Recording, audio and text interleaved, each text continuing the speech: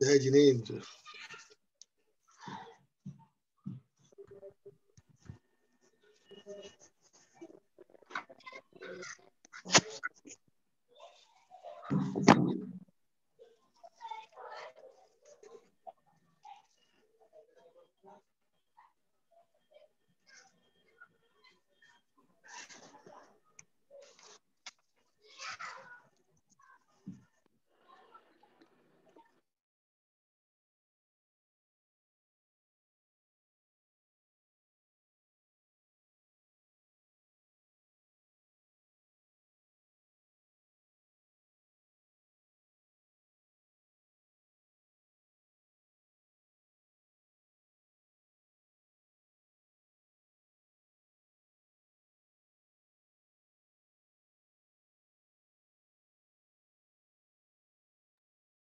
कोई तनाव नहीं है जिसमें कोई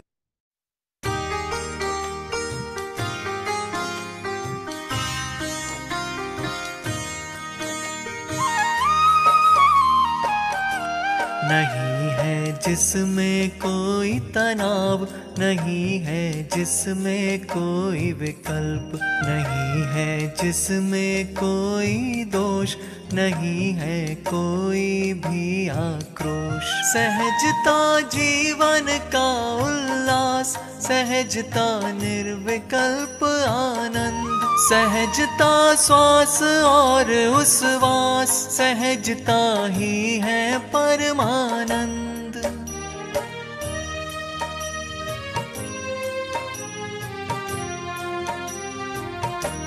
अरे रे पर को पर स्वीकार, न उनमें कुछ करने का भाव, और अपनी पर्यायों को सुनिश्चित क्रम नियमित स्वीकार, न उनमें फेर फार का भाव, एकदम सरल सहज स्वीकार, न उनमें हर्षा हर्ष विभाव, सहजता जीवन का आधार।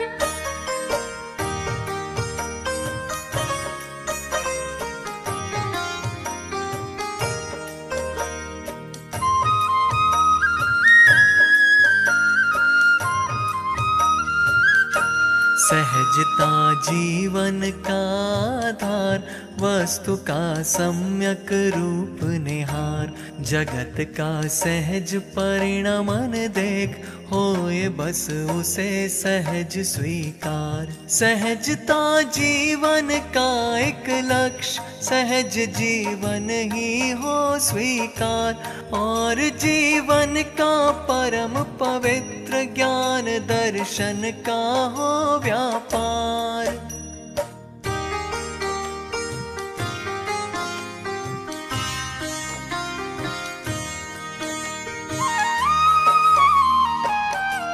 जगत का कोई भी परद्रव्य नहीं होता है इष्ट अनिष्ट, स्वकाल में उदित सहज परिणमन, अरे होता है सदा विशिष्ट, अरे वह भी होता है अचल, नहीं होता उसमें कुछ बदल, सभी सम्यक ज्ञानी जन को अरे स्वीकृत होता है सहज।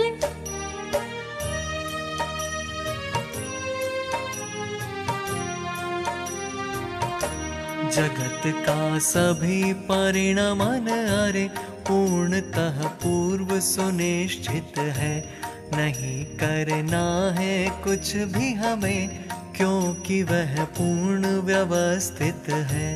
अरे इस परम सत्य की सहज स्वीकृति सहज सहजता है, यही है दर्शन ज्ञान चरित्र ध्यान की सहज अवस्था है।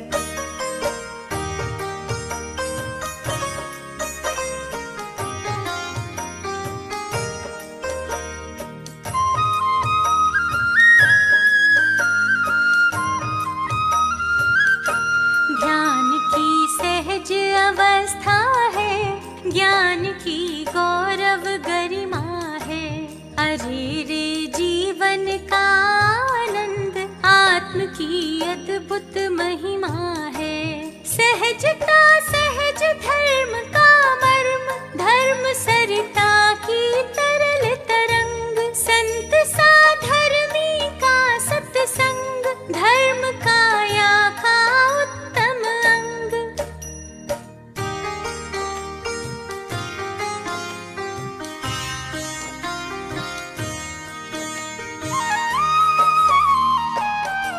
सभी के मन में सहज उमंग, और पुलकित है सारे अंग।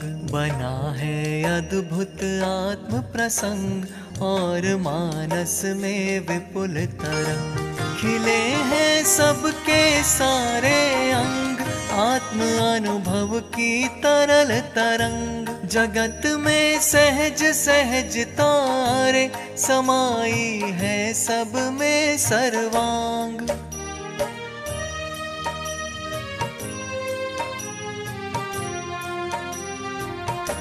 सहजता सब द्रव्यों का धर्म, सहजता का न कहीं अभाव। सहजता ना छोड़े कोई द्रव्य, सभी के अपने अपने भाव। सभी स्वाधीन सहज परिणमे, सहजता जीवन का आधार। सहजता की सामर्थ्य अपार, अरे महिमा है अपरंपार।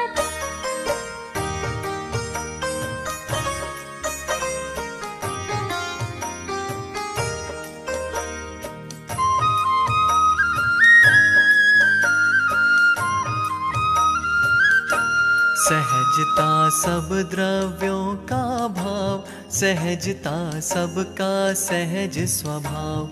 किसी का हम पर कोई न भार, सभी हैं अपने जिम्मेवार। स्वयं के परिवर्तन का भार, नहीं है हम पर हम निर्भर। सहजता का सम्यक स्वीकार, करें हम सबका बेड़ा पार।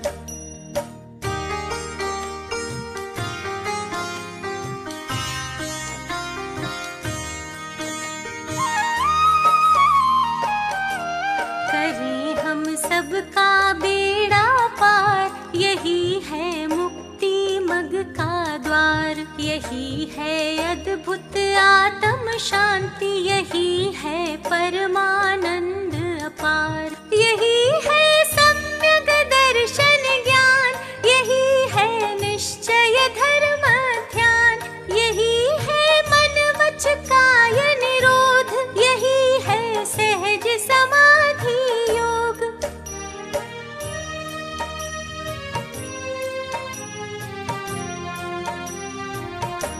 सहज जीवन है सहज समाधि, न जिसमें आधि व्याधि उपाधि। समाधि है सुखमय जीवन, मरण का उससे क्या संबंध। समाधिमय जीवन में देहांत, सुनिश्चित क्रम नियमित अनुसार। यदि हो जावे तो उसको, कहाँ जाता है समाधि मरण।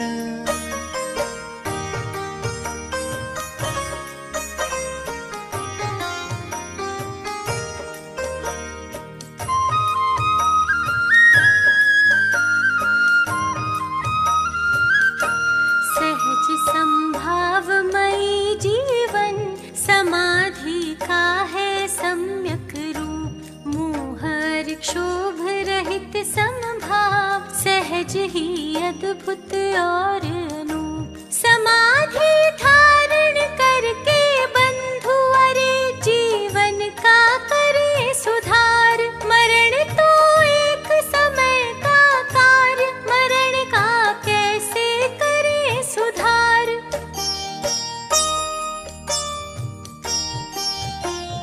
अरे सहजता जीवन का सर्वांग सत्य है। सबका सब कुछ निश्चित है, यह महासत्य है। सबका सब कुछ सहज स्वयं से ही होता है, अधिक कहें क्या सब स्वकाल में ही होता है। सभी सहज ही परिणमे अपने क्रम अनुसार, परिवर्तन संभव नहीं, करो सहज स्वीकार।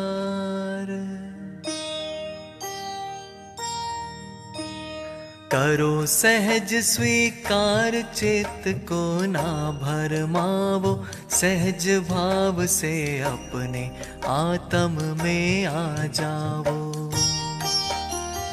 अपने को तो अपना आत्म परम शरण है, मुक्ति मार्ग में श्रेष्ठ कार्य आत्म अनुभव है।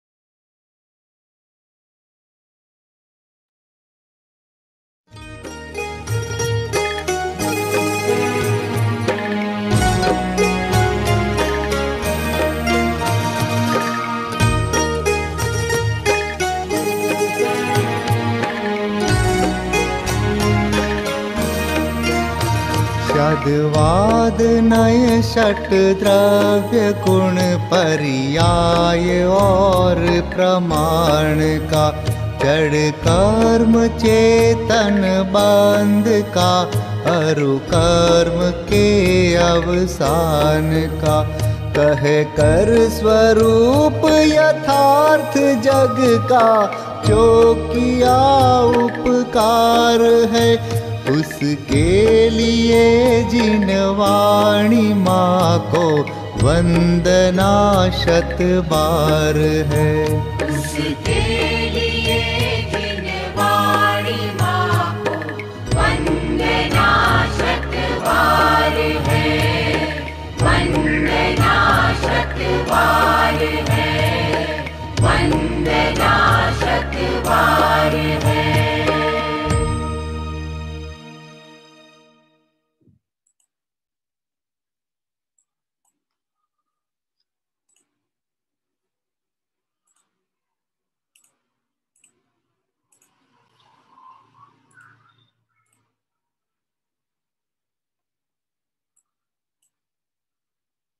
सभी साधर्मी बंधुओं को जय जिनेन्द्र। आइए मंगलाचरण पूर्वक स्वाध्याय प्रारंभ करते हैं। तेहु वणतिलयं देवं वंदिता तेहु वणिंद परिपूज्यं, वो क्षमणुपेहाओ भव्य जनानंद जननियो। त्रिभुवन तिलक सत इंद्र वंदित, देव श्री अरहंते को कर नमन कहूँ अनुप्रेक्षाएं, भव्य को सुख कर अहो, भव्य को सुख कर अहो। कार्तिक अनुप्रेक्षा ग्रंथ में हमारा स्वाध्याय चलता था। निर्जरा भावना की चर्चा के अंतर्गत हम सभी 106 से 108 के विषय पर विचार कर रहे हैं और गुरुदेव श्री के प्रवचन के आधार पर निर्जरा के वृद्धि स्थानों की चर्चा क्रम से चल रही है। मूल गाथा में जो विषय आया था उसी को प्रवचन की सरल शैली के माध्यम से यहाँ जानने का प्रयास हम कर रहे थे। आइए हम सभी उस विषय से जुड़ते हैं जहाँ कल हमने विराम लिया था।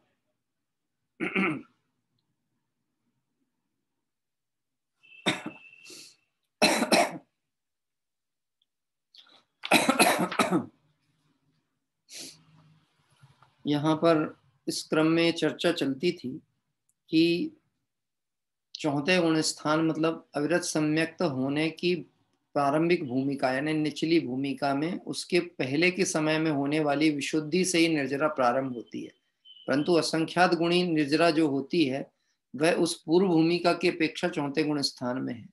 इसी तरह चौथे गुण स्थान से जो जीव देशव्रती यानी पंचम गुण स्थान वर्ती है उसको असंख्यात गुणी निर्जरा है। यद्यपि बाहर क्रियाएं ऐसी हो सकती हैं कि वो व्यवहार धर्म में लगा हो और यह सांसारिक विकल्प में लगा हो, तो भी श्रद्धा के बल से विशुद्धि के कारण से निर्जरा विशेष इसको कही गई। इसी तरह से एक पॉइंट आया था कि चौथे, पांचवें, छठवें, सातवें गुण स्थान में अनंतानुबंधी कषाय का विसंयोजन उस समय छठवें गुण स्थान वाले मुनि की अपेक्षा भी विशेष निर्जरा है। इस विसंयोजन का काल अल्प है, मतलब छठे गुण स्थान में पांचवे की अपेक्षा निर्जरा विशेष, पर उससे भी अधिक निर्जरा कब होती है? जब चाहे वह चौथा काल हो, पांचवा हो, छठवा हो या सातवां गुण स्थान हो, इन गुण स्थानों में जब जीव मिथ्यात्व, अनंतानुबंधी आदि कषाय का विसंयोजन करता है, मतलब स्वरूप के बल से ये अनंतानुबंधी आदि ऐसे अप्रत्याख्यान या प्रत्याख्यान में कन्वर्शन का जो काम है वह परिणामों के बल से उस समय निर्जरा विशेष कही। किससे ज्यादा कही है? छठवें गुण स्थान से भी ज्यादा विसंयोजन के काल में निर्जरा बताई। इसी तरह पांचवा पॉइंट था, इस अपेक्षा भी कि दर्शन मोह का क्षय करने वाले जीव को असंख्यात गुणी निर्जरा होती है। और यह दर्शन मोह का क्षय कहाँ होता है? केवली श्रुत केवली के पाद मूल में दर्शन मोह का क्षय होता है। ऐसे जीवों को भी असंख्यात गुणी निर्जरा होती है। फिर बात आई थी कि क्षयिक सम्यक दृष्टि की अपेक्षा उपसम श्रेणी वाले जीव को 8वें, 9वें, 10वें गुण स्थान में असंख्यात गुणी निर्जरा होती है। जो उपसम श्रेणी में चढ़ रहा है जीव, 8वां गुण स्थान, 9वां या 10वां, उस जीव को जो अभी दर्शन मोह का क्षय होने से जिसको असंख्यात गुणी निर्जरा बताई क्षयिक सम्यक दृष्टि को, उससे अधिक असंख्यात गुणी किसमें होगी? उपसम श्रेणी चढ़ने वाले को, उपसम श्रेणी मारने वाले को। तो उपसम श्रेणी मतलब 8वां, 9वां, 10वां गुण स्थान। इसके बाद उस 10वें गुण स्थान से भी आगे के लिए और बढ़े तो उसमें 11वें गुण स्थान में उपशांत मोह वाले जीव को असंख्यात गुणी निर्जरा, यानी उपसम श्रेणी मारने वाले से ज्यादा निर्जरा 11वें गुण स्थान वाले जीव को, जो कि उपशांत मोह नाम से गुण स्थान का नाम है। फिर अगला पॉइंट जिसकी चर्चा आज हमारे क्रम से आगे बढ़ रही है, कर्णानियों का विषय है और बहुत संक्षिप्त में बात समझने की आवश्यकता है। यह निर्जरा का कारण क्या है? वीतरागता, कषाय रहितपना, अकषाय वृत्ति, यह मूल कारण है। और ये बात हम गुण स्थान की अपेक्षा से समझा रहे हैं, लेकिन परिणाम को कोई देख नहीं सकता कि किसी जीव का कषाय की तीव्रता, मंदता कैसी हो रही है। हम बहुतायत मंद कषाय को अकषाय देखते हैं, ये बहुत बड़ी भूल है। तीव्र कषाय तो कषाय रूप दिखती है, कोई किसी को मार रहा है, अपशब्द कह रहा है, किसी का बुरा कर रहा है, लेकिन कोई शांति से बैठा हुआ है, लेकिन श्रद्धा में अभी भी पूरे विश्व का कर्तापना पड़ा हुआ है, दूसरे का भला बुरा करने का परिणाम पड़ा हुआ है। ऐसे जीव को बाहर में कोई क्रिया नहीं करने पर भी कषाय संबंधी तीव्र आश्रव होता रहता है। क्या कह रहा हूं? ऐसे यहाँ पे पूरा जो चर्चा चल रही है ये परिणामों की मुख्यता से समझने की आवश्यकता है। उस 11वें गुण स्थान वाले की अपेक्षा भी छपक श्रेणी वाले जीव को असंख्यात गुणी निर्जरा होती है। अभी उपशांत मोह की बात आई थी, उपसम श्रेणी वाले की बात आई थी, अब उपसम श्रेणी के बाद में आ रही है छपक श्रेणी वाले की। तो छपक श्रेणी वाली जो भूमिका है वह 11वें गुण स्थान वाले की अपेक्षा, मतलब और आगे के क्रम में वह निर्जरा और विशेष होगी। 10वें गुण स्थान में उपशम श्रेणी वाले जीव की अपेक्षा छपक श्रेणी वाले जीव को 8वें गुण स्थान में ही असंख्यात गुणी निर्जरा बताई।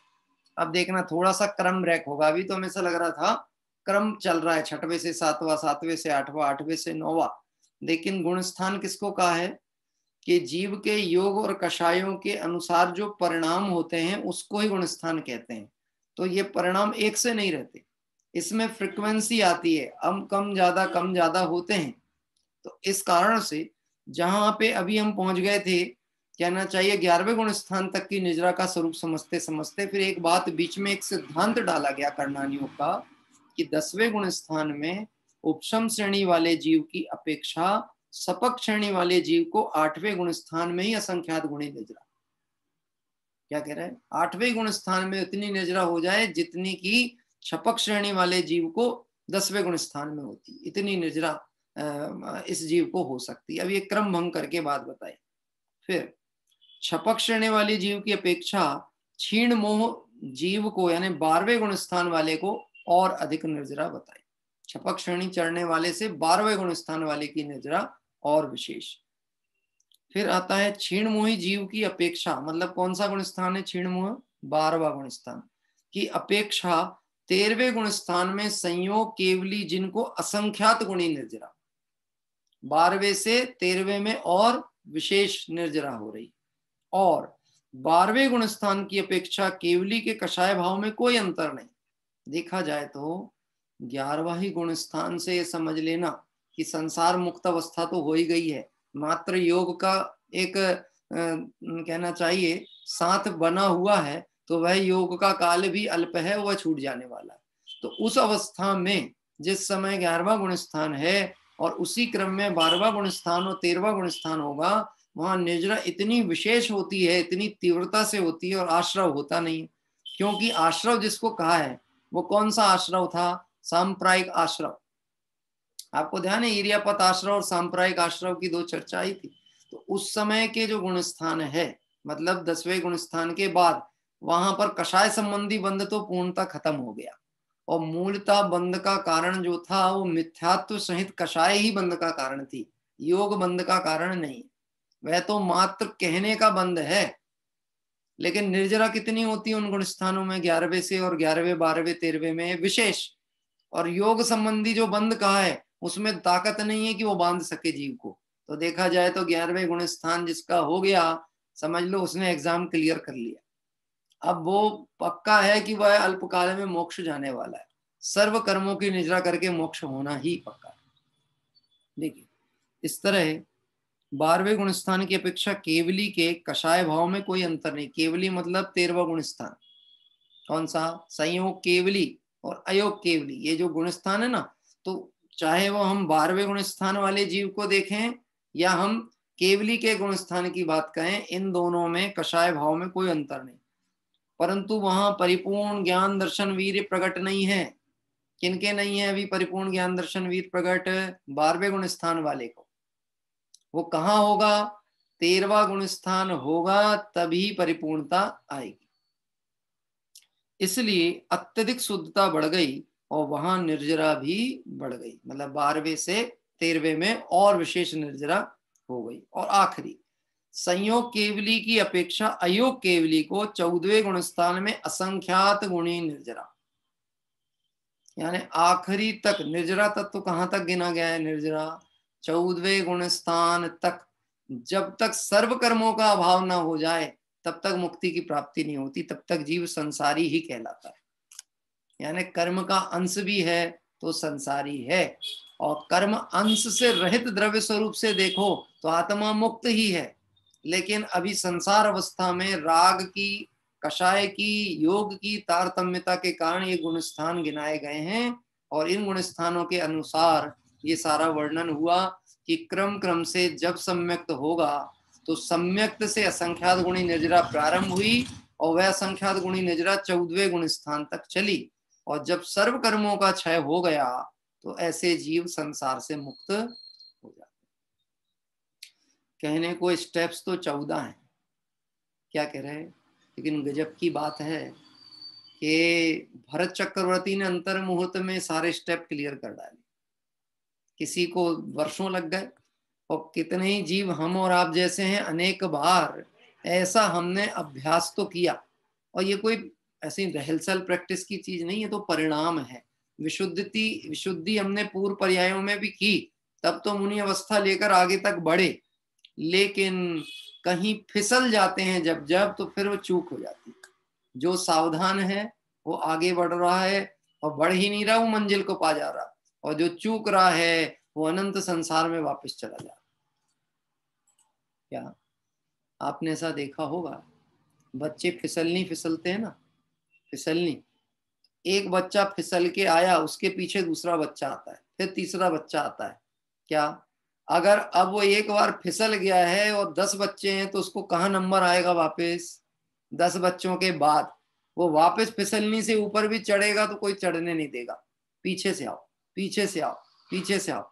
ऐसे एक बार यह जीव अपने परिणामों से गिरा तो फिर कहाँ तक जा सकता है? तो गिरते गिरते वापस कहें तो इतर निगोद तक पहुंच जाए तो आश्चर्य की कोई बात नहीं।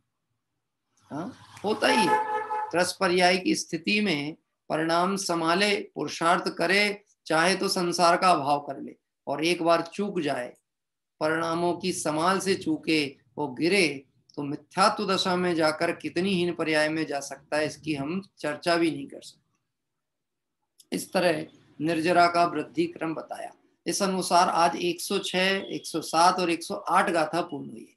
पर एक प्रश्न यहाँ बहुत सुंदर है, गुरुदेव श्री से किसी ने पूछा, और प्रश्न का समाधान, यहाँ निचली भूमिका वाले जीवों की अपेक्षा केवली को अधिक निर्जरा कही। कौन सी निचली भूमिका वाले?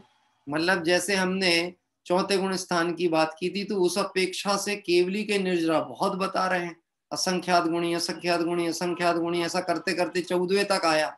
तो प्रश्न आता है कि केवली को अधिक निर्जरा कही, तो क्या उन्हें दूसरों की अपेक्षा अशुद्धता भी अधिक होती है? प्रश्न समझना आप ध्यान से। जिसके निर्जरा ज्यादा कही गई है, इसका मतलब है कि उसकी कमाई भी ज्यादा है, उसकी अशुद्धता भी ज्यादा है। जो जितना ज्यादा टैक्स पटाता है ना, उसके पास इनकम भी ज्यादा है, ऐसा प्रश्न किया गया। क्या कह रहे हैं? यानी देखो कैसा प्रश्न कर रहा है। इनकी उसकी तो छोटे गुणस्थान में बताई तो अनंत गुण, असंख्यात गुण, उससे ज्यादा उसके, उससे ज्यादा उसके, मतलब जो जितनी ज्यादा में है वो उतना ज्यादा अशुद्धि में था क्या? ऐसा प्रश्न पूछा गया। नहीं, उन्हें तो बहुत कर्म परमाणु खिरते हैं। किन्हें? बहुत कर्म परमाणु खिरते हैं, और शुद्धता बहुत ही है। किन के बात चल रही है? आगे के गुण स्थानों में भले यहाँ संख्यात हो, लेकिन यहाँ के चौथे की अपेक्षा पांचवे का संख्यात, असंख्यात का संख्यात है। क्या कह रहे हैं? तो अशुद्धता घट रही है कि बढ़ रही है? जितना झड़ गया उतनी शुद्धता बढ़ी ना। प्रश्न क्या किया कि 14वें गुण स्थान तक हो रही है, तो वहां अशुद्धता इतनी ज्यादा होती कि इतनी ज्यादा होने पर भी चल ही रही थी। तो वो कह रहे हैं तुम शुद्धि को देखो, अशुद्धि को नहीं देखो। बात ख्याल में पड़ती है? मैंने जो कहा बात वो समझ में पाई? देखना क्या है? शुद्धता, शुद्धता की वृद्धि देखना है। और जीव को प्रश्न आता है, इतनी अशुद्धि, इतनी अशुद्धि, इतनी अशुद्धि। गजब की बात। एक बार सुमंत प्रकाश जी ने एक दृष्टांत दिया था, मुझे याद है। लोग जीवों के औद्योगिक परिणामों को देखकर मन ही मन परेशान होते रहते। कैसे? जैसे बोले, मैं अपना खुद का उदाहरण मान लो, वो दे रहे थे कि मान लो मैंने एक बैठक में 4-5 भुट्टे खा लिया, तो देखने वाला क्या सोचेगा? हाँ, देखने वाला क्या सोचेगा? बाप रे, पंडित जी की कैपेसिटी तो गजब की, हम तो आधा नहीं खा पाते, एक नहीं खा पाते, 5 खा गए एक बैठक में। हाँ, व्रती होकर कि इतना आहार, इतनी ऐसा ऐसा प्रश्न। तो विचार करना कि बोले तुमने व्रत का संबंध किससे जोड़ा? खाने पीने से। कम खा करके तुम अपने को ये मानते हो हम कम खाते हैं तो धर्म नहीं, ये ज्यादा खाते हैं तो धर्म। इसका मतलब तुमने धर्म की परिभाषा कम खाने या ज्यादा खाने से निकाली, जबकि धर्म का संबंध कम खाने ज्यादा से है नहीं। तो वो एक बात कहते थे कि तुम जलते क्यों हो, परेशान क्यों होते हो? भैया जिसका जितना पाचन है उसकी उतनी क्षमता है, वो उतना पचा सकता है। अब तुम्हारी पाचन शक्ति कमजोर है, तो इसके लिए हम क्या कर सकते हैं? तुम अपनी पाचन शक्ति बढ़ाओ। कौन तुम्हें बोल रहा है कि मत खाओ? क्या है? अब तुम्हारी स्थिति ऐसी है, तुमको देख के गैस बनने लगती है, और हम खा भी लें और अपना काम भी करें तो हमें कोई तकलीफ नहीं। तो जलो नहीं, परेशान नहीं हो। यहाँ कोई को प्रश्न आया कि केवली भगवान के असंख्यात गुणी निर्जरा कही, तो उनके अशुद्धता भी बहुत होती होगी। वो कहते हैं तुम शुद्धता पे दृष्टि करो, शुद्धता पे दृष्टि नहीं करो, कितनी कम हो गई है। और कर्म परमाणु कितने खिरते हैं? असंख्यात, असंख्यात की अपेक्षा तो उतने घटे हैं। अशुद्धि तो कम होती चली जा रही है, और एक अवस्था ऐसी आ रही कि पूर्ण अशुद्धता जाने वाली है। इसलिए वहां पर बहुत कर्म परमाणु खिरते हैं, शुद्धता बहुत ही है। बहुत परमाणु खिरते हैं अर्थात थोड़े ही शेष रहे हैं, तो उनके अशुद्धता भी थोड़ी ही है। केवली की अशुद्धता कितनी? थोड़ी। और सिद्ध भगवान के तो बिल्कुल भी नहीं। निचले जीवों को थोड़े थोड़े कर्म खिरते हैं, क्योंकि कर्म खिरने का कारण जो स्वरूप की सावधानी है, वीतरागता है, जो वैराग्य ज्ञान शक्ति है, वो प्रारंभिक भूमिका में कमजोर होती है। छोटे बच्चे हैं ना, इनको जल्दी इन्फेक्शन लग जाता है, छोटे बच्चों को, क्योंकि उनका इम्यूनिटी पावर कमजोर होता है। अभी आप समझना, डॉक्टर साहब एक अपने हैं, उनसे मेरी एक दिन चर्चा हुई किसी विषय पे, तो उन्होंने बताया कि एक कोरोना में बहुत सारे लोग संक्रमित हुए और बहुत सारे लोग ऐसे हैं जो सामान्य तौर पर सर्दी जुकाम बुखार समझ के, और थोड़ा बहुत बुखार आया तो घर में काढ़ा पी लिए और 2-4 दिन जरा आराम कर लिया और वैसे ही ठीक हो गए। क्या कह रहे हैं? कुछ लोगों को बहुत सुविधाओं की जरूरत पड़ी, मेडिकल फैसिलिटी, कोई वैसे ही ठीक हो गया। अब एक बात विचार करना, अभी जो वैक्सीनेशन हो रहा है ना, वैक्सीनेशन चालू हो गया ना, पूरे भारत में वैक्सीनेशन किया जा रहा है कोरोना का। कोरोना में करते क्या है वैक्सीनेशन में, कि आपके शरीर में कोरोना के वायरस डाले जाते हैं, बहुत छोटी मात्रा में, बहुत कम क्वांटिटी में कोरोना वैक्सीन इंसर्ट की जाएगी, कोरोना के वायरस इंसर्ट किए जाएंगे, और आपका ही शरीर रोग प्रतिरोधक क्षमता के कारण उस वायरस को प्रभावी ना होने दे, तो आपका शरीर ही ऐसा बन जाएगा कि रोग आप पे असर ना कर पाए। बात ख्याल में? तो ये तो अपनी क्षमता के ऊपर है। जीव अपने परिणाम को जितना संभालेगा, जितना वीतराग रूप करेगा, उसके उतनी ज्यादा निर्जरा। तो कमजोरी की भूमिका में वो होती नहीं है। और जैसे जैसे वह श्रेणी मारेगा, सम्यक्त सहित अंगीकार होंगे, व्रत अंगीकार होंगे, कषायों की निवृत्ति होगी, कषाय रहितपना होगा, योगों का अभाव होगा, उतनी तेजी से कर्म परमाणु खिलेंगे और उतनी ज्यादा शुद्धता उस जीव को होती जाएगी। और जब पूर्ण कर्मों की निद्रा होगी तो परम शुद्ध दशा जीव की प्रकट हो जाएगी। वहां बहुत कर्म खिरते हैं, वहां शुद्धता भी विशेष रहती है। जहां कम कर्म खिरते हैं वहां शुद्धता ज्यादा, और जहां ज्यादा कर्म खिरे वहां शुद्धता अधिक। ऊपर ऊपर के गुणस्थान में शुद्धता बढ़ने से कर्मों की निद्रा भी बढ़ती जाती है। देखो, त्रिकाली द्रव्य को पकड़कर उसके अवलंबन से पर्याय के में प्रति समय जो शुद्धता बढ़ रही है, ये उसका वर्णन है। स्वरूप को लक्ष्य में लेने से जो प्रति समय विशुद्धता बढ़ती है, यह विशुद्धता ही जीव को निर्जरा का कारण है। जिसके जितनी विशुद्धता, उसका उतनी जल्दी निर्जरा है, उतनी जल्दी कर्मों की निर्जरा। इससे एक बात पक्का समझना, भरत चक्रवर्ती का अभ्यास कितना गजब का रहा होगा गृहस्थ की भूमिका। क्या ये जो काम को आदिनाथ को वर्षों लग गए, भरत चक्र बाहुबली को 1 वर्ष लग गया, वो काम को भरत चक्रवर्ती अंतर मुहूर्त में कर रहे हैं। ज्यादा पुरुषार्थी कौन थे? यद्यपि काम तो सबने किया और रिजल्ट सबके अच्छे ही आए, ये सब मोक्ष में है, लेकिन परिणामों के अनुसार अपने स्वरूप में निकटता से शीघ्रता से कौन पहुंचा? सबसे पहले मतलब गृहस्थ अवस्था को छोड़े और अंतर मुहूर्त में मुनिपना भी हो जाए, तो श्रेणी मर जाए, और उसके बाद सर्व कर्मों से क्षय होकर के केवल ज्ञान हो जाए। हाँ, ये कोई अलग ही पुरुषार्थी जीव रहे होंगे भरत चक्रवर्ती। क्या कह रहे हैं? लेकिन गजब की बात है, ऐसी सामर्थ्य इस जीव में है। भरत चक्रवर्ती कोई अलग जीव नहीं थे, पुरुषार्थ की अपेक्षा अलग जीव कह सकते हैं, सामर्थ्य की अपेक्षा हम और आप एक जैसे, भरत चक्रवर्ती जैसी सामर्थ्य। मैंने ये बात इसलिए फिर से कही कि सम्यक दर्शन किसको हो सकता है, ये योग्यता पात्रता में ऐसी शंका नहीं करना कि भरत चक्रवर्ती कोई अलग थे, आदिनाथ अलग थे, बाहुबली अलग थे, और हमारी तो बातें ही मत करो। क्योंकि हर व्यक्ति प्रमाद के कारण अपने को ही हीन देखता है। मेरे से नहीं बनेगा, मेरे बस का काम नहीं, मेरे बस का काम नहीं। अरे तू अभ्यास तो कर, अभ्यास करने से कार्य सरल हो जाता है। आप जगत में देखना, जो भी लोग लगातार कोई भी कार्य करते हैं उनके लिए वो सरल है। हाँ, मैंने आपको उदाहरण दिया था ना, माताएं बहनें रोटी भी बनाती हैं, सेंकती भी हैं, दाल भी देख लेती हैं, परस भी देती हैं, रोटी जलती भी नहीं है, आकार भी नहीं बिगड़ता। कैसे संभव हुआ? अभ्यास से। कैसे संभव हुआ? अभ्यास से। और गजब की बात है, यह तो बाहर का परिश्रम है, बाहर की तरफ लगाया हुआ मेहनत है। इस मेहनत का शतांश भाग भी अपने लिए लग जाए तो केवल ज्ञान होने में टाइम नहीं लगने वाला। छोटे दादा ने अपने प्रवचन में भी बात कही और उनकी पुस्तक में भी लिखा है, यह जीव दूसरे को सुधारने में जितना परिश्रम करता है ना, उसका 100वां भाग भी अपने लिए लगाता तो कब का भगवान बन गया होता। क्या, लेकिन मेहनत कहाँ जाती है देख हमारी, दूसरे में। काय में जाती है, दूसरे में। दूसरे को सुधार, दूसरे को सुधारने का मतलब बहुत तरह से समझ रहे। स्थूल विकल्पों में तो पर का भला कर दूं, और वह विकल्पों में ये शरीर जो है ना, ये शरीर मेरा है, मैं इसको रखूं, इसकी संभाल करूं, ये भी स्थूल विकल्प।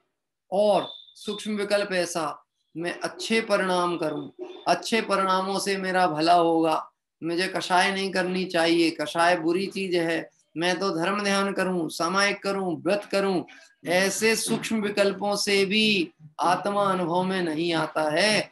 ये मंद कषाय है, ये वास्तव में कहना चाहिए शुभ परिणाम है, विशुद्ध परिणाम नहीं। और यहाँ जितनी भी उन्नति होती है वो विशुद्ध परिणामों से होती है। किससे होती है? विशुद्ध परिणामों से उन्नति का क्रम गिनाया गया। द्रव्य के अवलंबन से प्रति समय शुद्धता बढ़ती जाती है और कर्म खिलते जाते हैं। जब आत्मा में शुद्धि होने लगती है तब एक साथ समस्त शुद्धता नहीं हो जाती, परंतु क्रम क्रम से शुद्धता बढ़ती है। जगत में जीवों के साथ समस्या ऐसी है, या तो धर्म बिल्कुल नहीं करे, और करे तो फिर ऐसा करना चाहे कि वो सोचता है एक ही दिन में सब काम हो जाए। मैं आपसे एक प्रश्न पूछता हूं, आपने अपने घर में कभी कोई वृक्ष उगाया हो, तो वृक्ष का बीज आपने बिल्कुल उपजाऊ भूमि में डाल दिया, अभी एक दिन में उगेगा कि लंबा समय लगने वाला है? अब लंबा समय लगने वाला है तो आपको धैर्य रखना पड़ेगा कि नहीं? मात्र धैर्य नहीं, आपको उसकी योग्य परिचर्या भी करनी पड़ेगी, समय पे पानी भी डालना पड़ेगा, सब कुछ, और प्रतिदिन करना पड़ेगा। आपने जहां चूक की वहां आपकी जितनी भी प्रोग्रेस हुई है वो सब जीरो हो जाने वाली है। क्या? लेकिन परिश्रम यदि निरपेक्षता से और सच्ची लगन से होगा तो उसका फल तो आएगा, ये पक्की बात। वंशी के वचनामृत में बात आई है कि यदि स्वरूप की लगन लग के और इस जीव को स्वरूप की प्राप्ति न हो, ऐसा 3 काल में संभव नहीं है। और यदि ऐसा हो जाए कि सच्ची लगन लगी और काम ना हो तो 14 ब्रह्मांडों को शून्य होना पड़ेगा। अगर लगन लगी तो काम होगा ही होगा। तुमसे लागी लगन, वो लागी उनसे कि अपने से है? तुमसे लागी लगन। बात ख्याल में थी। लगन किसको कहते पता आपको? गुजरात में लगन मतलब शादी। लगन यानी शादी होता गुजरातियों में, मुझे ऐसा ध्यान है। ऐसा ही है ना? क्यों साहब, हमारे गुजरात से जो लोग हैं वो बता सकते, लगन यानी शादी कहते हैं ना आपके यहाँ? हाँ, तो जो लगन होती है तो लगन लगती है पहले, तो पहले होता है परिचय, और परिचय होने के बाद होती है प्रीति, और प्रीति होने के बाद में जब वो लगन लग जाती है ना, प्रीति यानी लगन लगना, तो लगन के बाद होती है प्राप्ति। तो परिचय, सबसे पहला काम क्या है? परिचय। परिचय के बाद प्रीति, और प्रीति के बाद प्राप्ति। तो हमें अभी सबसे पहले अभी हम क्या कर रहे हैं? परिचय। हम तो पहले वस्तु स्वरूप का परिचय कर रहे हैं, अपना परिचय कर रहे हैं। फिर अपना परिचय करने के बाद क्या होगा? अपने से प्रेम होगा, और अपने से जिसको प्रेम हो गया उसको अपनी प्राप्ति होगी। इस तरह से यहाँ पे कहते हैं जब आत्मा में शुद्धि होने लगती है तब एक साथ समस्त शुद्धता नहीं आती है, अपितु क्रम क्रम से शुद्धता बढ़ती है, और क्रम क्रम से कर्म खिलते हैं, उसको निजरा। सम्यक सन्मुख मिथ्या दृष्टि से लेकर अयोग केवली तक, यानी कि सम्यक सन्मुख मिथ्या दृष्टि मतलब चौथे गुण स्थान की भूमिका, पूर्व भूमिका वाला। सम्यक्त सन्मुख मिथ्या दृष्टि मतलब जो है तो मिथ्या दृष्टि लेकिन सम्यक्त के सन्मुख है, यानी चौथे गुण स्थान का निकटवर्ती है। ऐसे जीव से लेकर के अयोग केवली यानी 14वें गुण स्थान तक क्रम क्रम से असंख्यात गुणी निर्जरा कही है। चौथे गुण स्थान वाले को गुण श्रेणी निर्जरा शुरू होती है, और चैतन्य स्वभाव को पकड़कर एकाग्र हुआ, वहां शुद्धता होने लगी और अशुद्धता घटने लगी, वहां निर्जरा शुरू हो गई। सम्यक्त सन्मुख हुए जीव को भी निर्जरा गिनी गई है। ये बात अपनी चालू यहां से हुई थी। जिसको स्वा की रुचि लग गई उसकी निजरा प्रारंभ हो गई। अब वह गुणाकार में वृद्धि कब होगी? जब श्रद्धा में वह बात दृढ़ता से बैठ जाएगी। सुनना भैया, जिनवाणी सुनते समय भी स्वाध्याय के काल में असंख्यात गुण श्रेणी निजरा बताई है। स्वाध्याय करते काल में ऐसा कोई तप नहीं है, ऐसा कोई धर्म साधन नहीं है जिससे निजरा होती हो, एक स्वाध्याय के अलावा। क्या असंख्यात गुणी निजरा होती है स्वाध्याय के काल में, लेकिन स्वाध्याय स्वाहित की भावना से उपयोग को केंद्रित करके हो रहा हो तो, क्रिया वाला नहीं, परंपरा वाला नहीं, देखा देखी नहीं, व्यवस्था वाला नहीं। ये मंदिर है तो मंदिर में प्रवचन होते हैं, अब क्या करेंगे घर में बैठ करके चलो सुनने चलते हैं, ऐसे नहीं। अरे इसमें मेरा हित है ऐसा जानकर अति प्रीति पूर्वक सुनता है। टोडरमल जी के शब्द, अति प्रीति पूर्वक सुनता है। और ये प्रीति कोई बनावटी नहीं होती। बात आपको जचेगी तो आपको अंदर आनंद आएगा तो चेहरे पे भी वो प्रकट होगा। हाँ? जैसे ऐसा हो जाए आपके घर में कोई व्यक्ति ऐसे समय में आए जब आप भोजन करने बैठे हो। अब व्यवहारिकता में ये बात तो कही जाएगी, अरे बहुत सही समय पे आप आए हो साहब, बिल्कुल भोजन का टाइम है। अब डिपेंड करेगा आपको उससे प्रेम कितना। फिर आपको ये नहीं लगेगा कि अभी भैया मुश्किल से तो 2 लड्डू बचे थे और जी और टपक गए टाइम पे, ऐसा नहीं लगेगा। आपको खुशी होगी कि आधा भी इनने खा लिया तो मेरा तो पेट भर गया। देखो माँ होती ना, माँ खाने बैठी, बच्चे अपना लड्डू खा चुके हैं, लेकिन माँ जब बैठी उसी समय बच्चे खेल के आए और खा पी के पचा लिए थे उनने तो। और माँ जैसे ही बैठी है, मम्मी लड्डू, तो मम्मी अपने लड्डू का टुकड़ा करके बच्चों को देती है। तो बोले वो आधा खाती है कि पूरा खाती है? और अगर बच्चे ने पूरा भी खा लिया तो पेट किसका भर जाता है? तो जिससे प्रीति होती है ना, उसकी बात सुन के ही आनंद आता है। अगर आपको अंदर आनंद आएगा तो आपके चेहरे पे भी आनंद आएगा। हाँ? और नहीं तो फिर ऐसी होएगी। बात तो गंभीर है, बहुत गंभीर बात है। आईसीयू से निकल के आए हो क्या? इतनी गंभीर बात है। हाँ? क्या कह रहे? बात बहुत गंभीर है। तो गंभीर है तो उसका आनंद भोग ना। जितनी तू गहराई में गया और जितनी गहराई का आनंद लेके निकला तो वो आनंद तेरा दिखना चाहिए ना।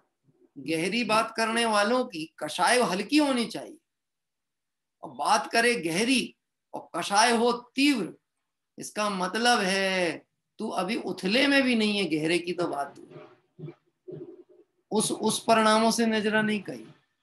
पढ़ लेने से, सुन लेने से अवधारण बिना कार्य होता ही नहीं। बात ख्याल में आती? थोड़ा सा डिस्टरबेंस तो नहीं आ रहा आपको? आवाज क्लियर पहुंचती है? हाँ, यहाँ पे थोड़ा धमाल माल बज रहे हैं बाहर पे। देखिए इस तरह से यहाँ पर जितनी जितनी शुद्धता होने लगी, अशुद्धता घटने लगी, वहां निर्जरा शुरू हो गई। सम्यक सन्मुख हुए जीव को भी निर्जरा गिनी गई है। जिसने प्रारंभ किया है उसको निर्जरा गिनी गई है। क्यों? शुरुआत हुई है तो काम उसका होने वाला है। आप दुकान जब भी खोलोगे ना, एक बात समझना, जब आप जिस दिन दुकान खोलते हो तो पहले दिन आप सबको कार्ड देकर के ओपनिंग का आमंत्रण देते हो। बोलो उस दिन जो आपके दुकान में पैसा इकट्ठा होता है वो वास्तव में उसकी सच्ची इनकम है कि नहीं है? उस दुकान की नहीं है। वो एक दिन जिस दिन आपने आमंत्रण कार्ड में लोग आए थे ना आपके यहाँ और उन्होंने कुछ ना कुछ खरीदा आपके यहाँ से, वो एक ही दिन का धंधा है। वास्तविकता तो आपको दूसरे दिन से पता चलने वाली है कि आपका व्यापार काम कर रहा है कि नहीं।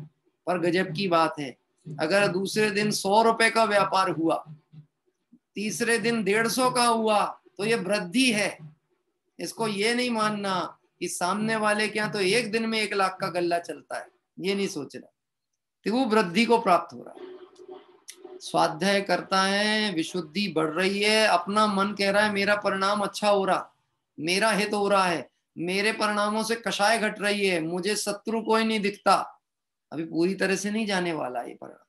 सांसारिक विकल्पों में रहोगे, राग द्वेष भी होगा, घटनाएं भी होंगी, घर गृहस्थी के व्यापार भी आएंगे, लेकिन कंपैरेटिव देन बिफोर, पहले की तुलना में अभी कैसा फील करते हो आप? देखो डॉक्टर ऐसा होता है, डॉक्टर आपसे पूछता है, राउंड पे आते हैं ना डॉक्टर, किसी का ट्रीटमेंट 3 दिन हो गया, उसका पहला प्रश्न होता है, फाइल देखेगा और फिर पूछेगा, हाँ साहब, जैन साहब कैसा फील कर रहे हैं अब आप? हाँ, कैसा फील कर रहे हैं? मालूम हम बहुत चतुर होते हैं। अच्छा लग रहा है डॉक्टर साहब, अच्छा लग रहा है। अच्छा, हाँ तो घर जाना है? वो पूछता है घर जाना? हाँ हाँ साहब घर जाना है। नहीं नहीं अभी तो कुछ दिन और रखना पड़ेगा। नहीं नहीं नहीं मैं तो बहुत मच बेटर फील कर रहा हूँ। घर जाना है ना, रहना नहीं चाहता, मच बेटर फील कर रहा हूँ। हाँ, आवाज आ रही है? आवाज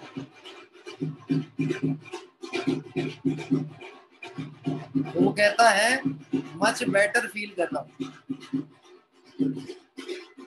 मैं एक काम करता हूँ, 1-2 मिनट के लिए सहजानंदी का पाठ लगाता हूँ, तो आपको सुनाई देगा, यहाँ का डिस्टर्बेंस नहीं आएगा।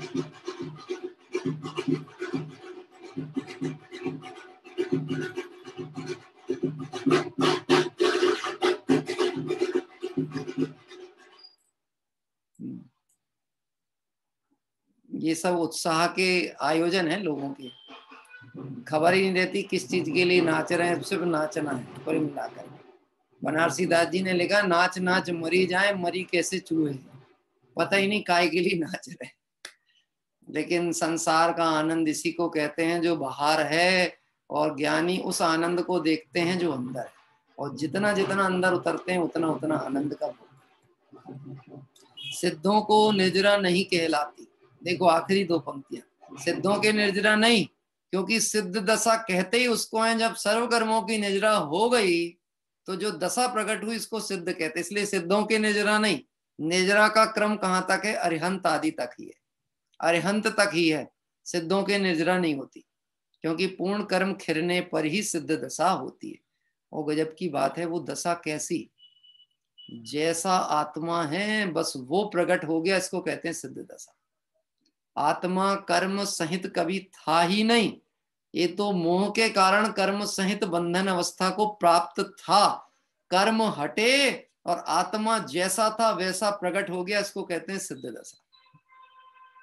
इस समय भी अगर मैं दृष्टि में अपने आत्मा को सर्व कर्मों से भिन्न, रागादि परिणामों से भिन्न, मोह राग द्वेष परिणामों से भिन्न देखूं, जानूं, मानूं, तो मैं कैसा हूं? सिद्ध के समान ही। कैसा हूं? कोई अंतर नहीं, कोई अंतर नहीं। द्रव्य दृष्टि से देखो तो कोई अंतर नहीं, और पर्याय दृष्टि से देखो तो अंतर ही अंतर दिखते हैं। इस तरह से सिद्धों को निर्जरा नहीं कहलाती। वहां कर्म अथवा अशुद्धता नहीं रही है तो निर्जरा किसकी होगी? क्योंकि निर्जरा तो उसी को कहते हैं कि कर्म जो बंधे थे उनका खिरना। अब जिनके कर्म ही नहीं है उनके खिरने की बात कहाँ रहेगी? 14वें गुण स्थान के अंतिम समय में संपूर्ण कर्मों की पूर्ण निर्जरा हो गई। जो भी शेष कर्म बचे थे उनकी पूर्ण निर्जरा हो जाती है। कब? 14वें गुण स्थान के अंतिम समय में, और आत्मा की शुद्धता पूर्ण हो गई। इस प्रकार गुण श्रेणी निर्जरा की बात यहाँ की गई। आइए आज 109 नंबर की गाथा प्रारंभ करेंगे।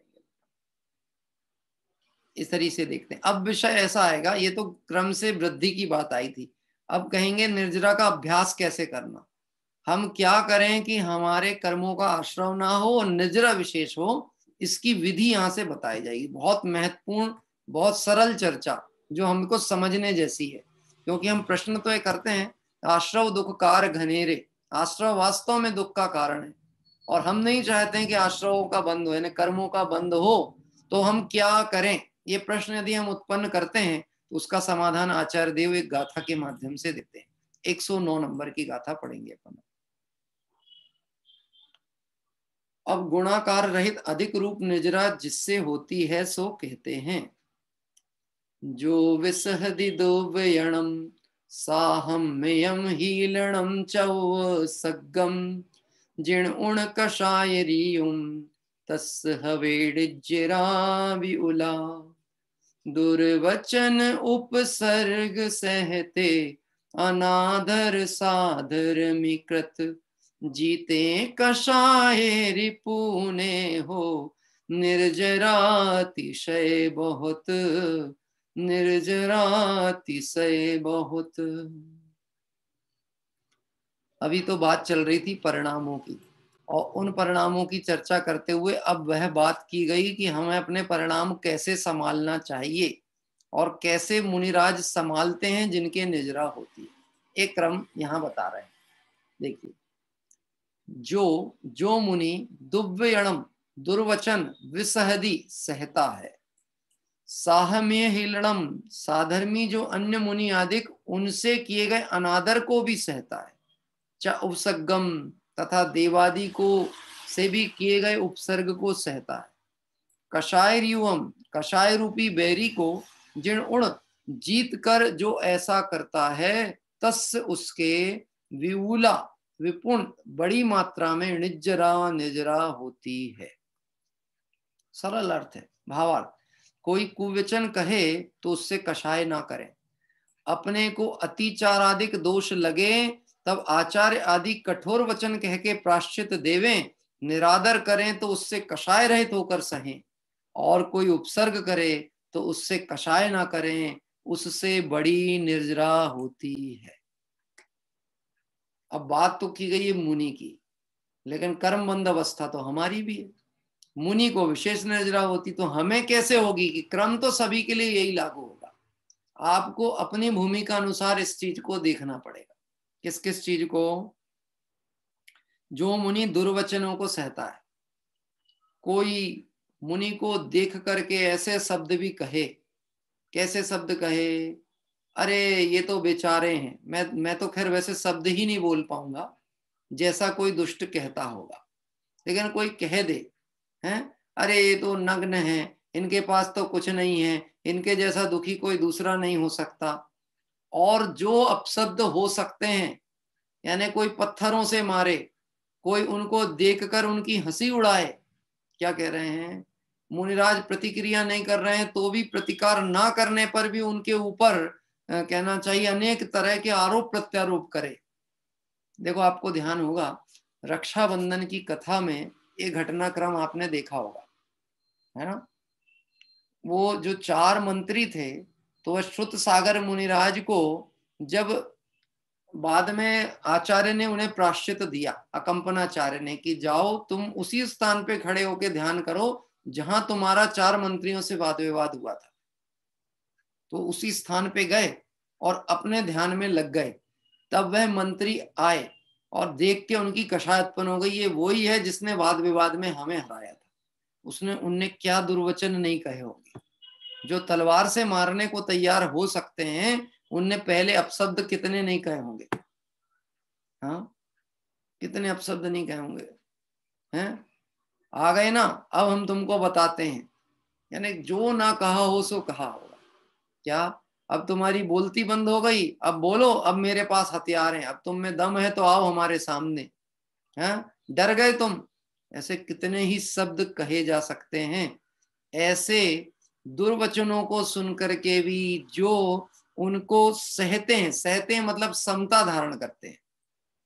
देखो, सहना तो ऐसा भी होता है, अपनी ताकत नहीं हो तो मन ही मन में अपन क्लेशित हो जाएंगे और अभिव्यक्त नहीं करेंगे, उसको सहना नहीं कहते। उसको सहना नहीं कहते। जैसे मान लो ट्रेन में जा रहे थे और कोई टीटी ने आपको पकड़ लिया, और मान लो आपकी टिकट का रिजर्वेशन कंफर्म नहीं था। अब आपने उससे कहा कि भैया मेरा रिजर्वेशन तो है पर कंफर्म नहीं है। बोले नहीं, हम आपको बैठने देंगे, आप निकल जाइए। नहीं, आपको हम नहीं बैठने दे सकते हैं, बिल्कुल परमिशन नहीं है, कोई चांस नहीं, आप उतर जाइए, जनरल डिब्बे में जाइए। अब आप सोचना, क्योंकि मेरे पास कंफर्म रिजर्वेशन टिकट था पर कंफर्म नहीं था, तो मेरा मन तो कहता मैं अधिकारी हूं बैठने का। क्या कह रहा है? और वो मुझे निकाल दे तो मैं उसके प्रति समता रखूंगा कि मन ही मन में क्या क्या परिणाम ना हो जाए, आश्चर्य की बात नहीं। कितने परिणाम बिगाड़ सकते हैं उसके प्रति, अपन कल्पना में करके देखो। कोई व्यक्ति 4 व्हीलर और 2 व्हीलर का एक्सीडेंट हो जाए, अब टू व्हीलर वाला कमजोर था, फोर व्हीलर वाला मजबूत था, कोई नेता था या बड़ा आदमी था, उसने उतरा, 2 गालियां बकी, 2 तमाचे मारे। अब वो सामने वाला कुछ कर तो नहीं पाया और मन ही मन में दुखी होकर के चला गया। मैं आपसे पूछता हूं, उसने कषाय की कि नहीं की? आपका मन क्या कहता है? उसको कषाय हुई होगी कि नहीं हुई होगी? और कषाय किस स्तर तक की हुई होगी उसको? इसने तो तमाचे भर मारा है, उसने तो संकल्पी हिंसा कर लिया होगा, अगर मेरी दम होती तो मैं तुम्हारी हत्या भी कर देता। फल काय का लगता है? परिणामों का। काय का फल लगता है? परिणाम। धन्य है मुनिराज, उपसर्ग करते, अति उपसर्ग करता के प्रति भी क्रोध नहीं। कोई उपसर्ग करता है तो उसके प्रति क्रोध नहीं, ये मुनि का लक्षण है। कार्तिकेय स्वामी बोल रहे हैं, कौन? 2000 वर्ष पहले आचार्य कुंद कुंद से भी जो पुराने आचार्य हैं, वो कह रहे हैं कि मुनि का लक्षण है उपसर्ग होते काल में भी दुर्वचन को सुनकर भी सहे, दुर्वचन का प्रतिकार ना कहे, क्योंकि प्रतिकार करना कषाय का परिणाम है और कषाय से आश्रव होता है, और मुनिराज की भूमिका में निर्जरा होनी चाहिए, आश्रव नहीं होना चाहिए। अब एक बात आती है, कैसे सहेंगे भैया? हमने तो किसी का कुछ बुरा नहीं किया, हमारे साथ लोग ऐसा करते हैं, कब तक सहेंगे? लोग सोचेंगे हम तो चूड़ी पहन के बैठे हैं। जब तक हम अपनी दम नहीं दिखाएंगे तो लोगों को लगेगा ही नहीं कि हम सही हैं। विचार करो, जे कर्म पूरब किए खोटे, सहे क्यों नहीं जीरा, अति क्रोध अग्नि बुझाए प्राणी, साम्य जलले सीरा। जो तूने कर्म पूर्व में बांधा है वो उदय में आएगा कि नहीं आएगा? हमको ऐसा लगता हमने क्या किया, हमने तो कुछ किया ही नहीं, हमारे ऊपर आरोप कैसे लग गए? बोलो, सीता जी के ऊपर चरित्र का आरोप लगा था। हम सीता जी के वर्तमान चरित्र को देखें तो हम कल्पना भी कर सकते हैं ऐसी स्त्री कभी मिलेगी जो स्वप्न में भी परपुरुष के प्रति जिसको विकल्प नहीं आया, और ऐसा निर्दोष चरित्र होने पर उन पे दूषण किस चीज का लगा? चरित्र का ही दूषण लगा। क्यों लगा? ये पूर्व भाव में जो कर्म बांधा था वो उदय में आया। पूर्व में बांधा था ना, मुनि और आरिका को बात करते देखा और समाज में हल्ला मचा दिया कि ये तो इनका व्यवहार सही नहीं है।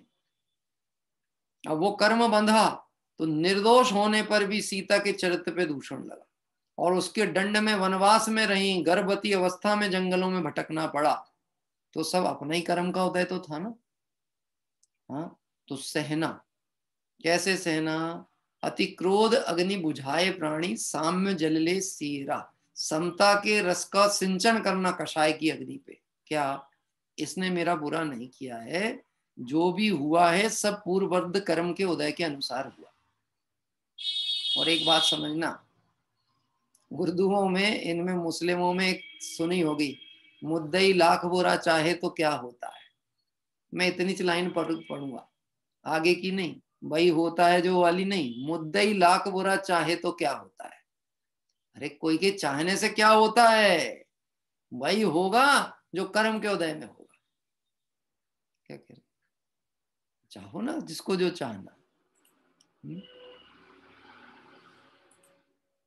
कोई ऐसा भी तो कह सकता है कि इनने कोई प्रोजेक्ट नहीं बनाया, इनने कोई योजना नहीं रखी, इनने हो सकता आज तक किसी से नहीं कहा कि भैया ये काम करना, पैसे दो, लेकिन कल को मौका आएगा और ज्यादा मांग लेंगे तो बोलने वाले को तो ये भी बोल सकता है। क्या कह रहे हैं? यानी आप कल्पना नहीं करना, लेकिन उसमें सामने वाले का 1 रुपए का दोष नहीं है, ये विचार करके परिणाम संभालना तो तत्वाभ्यासी है। ये उपदेश आपके लिए नहीं, ये मुझे, मेरे लिए है, और ये उपदेश हर उस जीव के लिए है जिसको कर्मों का आश्रव को खत्म करना, जिसको निर्जरा करनी। बात मुनि की नहीं चल रही, मुनिराज को संबोधित कर रहे हैं, हे जीव, यदि तुम्हें इस मार्ग में आगे बढ़ना है तो तुम्हें इस पद्धति से चलना है। अब देखो क्या कहा, जो मुनि दुर्वचन सहता है, साधर्मी जो अन्य मुनि आदिक उनसे किए गए अनादर को भी सहता है। गजब का रहता है मुनिराज की समता। आचार्य परमेष्टि जो प्राश्चित दे दें उसमें तर्क वितर्क नहीं करेंगे। अगर उन्होंने कह दिया कि तुम 3 दिन तक मौन लेके उपवास करो, कोई चर्चा नहीं, तो ये स्पष्ट ही नहीं, मेरी बात तो सुन लीजिए, 1 मिनट, मेरी गलती थी कि नहीं, 1 मिनट बात तो सुनो, नहीं, आचार्य ने जो कह दिया वो सिरोधार्य। अकंपनाचार्य मुनिराज की ये जो कथा है ना रक्षाबंधन की, उसमें मुझे उसका टाइटल याद नहीं आ रहा है, पर मैंने वो कहानी पढ़ी है कहीं, उसमें ये बात आई है कि जब अकंपनाचार्य मुनिराज ने श्रुत सागर मुनिराज को ये कहा कि तुम उसी स्थान पे जाके ध्यानारूढ़ हो जहां तुमने वाद विवाद किया, क्योंकि तुम्हें संघ की आज्ञा नहीं पता थी। उस समय आचार्य अकंपन स्वामी का हृदय रो रहा था, क्योंकि ज्ञानी थे। क्या कह रहे हैं? उनको यह एहसास था कि श्रुत सागर के ऊपर, श्रुत सागर मुनिराज के ऊपर उपसर्ग हो सकता है, लेकिन आचार्य पदवी पे थे, पूरे संघ पे उपसर्ग ना हो, नीति नियम के उल्लंघन से संघ के सभी अन्य मुनिराजों पे उपसर्ग ना हो, इसके लिए श्रुत सागर मुनिराज को प्रायश्चित स्वरूप वहां भेजा। लेकिन अंदर से हृदय रो रहा था, क्योंकि वह श्रुत सागर मुनिराज उस संघ के बहुत विद्वान मुनिराज थे, ज्ञानी मुनिराज थे संघ के। अब सुनना, श्रुत सागर मुनिराज कह सकते हैं, अरे मैं हार के थोड़ी ना आया था, मैं तो उनको हरा के आया हूं, आप मुझे दंड क्यों दे रहे हो, प्रायश्चित क्यों दे रहे हो? क्या कह रहे हैं? मैं हार के थोड़ी ना आया, मैं उन्हें तो परास्त करके आया हूं, चारों को, वो तो हार के भागे हैं। अब सोचो, गलती तो कहीं नहीं श्रुत सागर मुनिराज की, लेकिन गुरु प्रायश्चित में क्या कह रहे हैं, उधर ही चले जाओ और वहीं खड़े हो जहां वाद विवाद हुआ।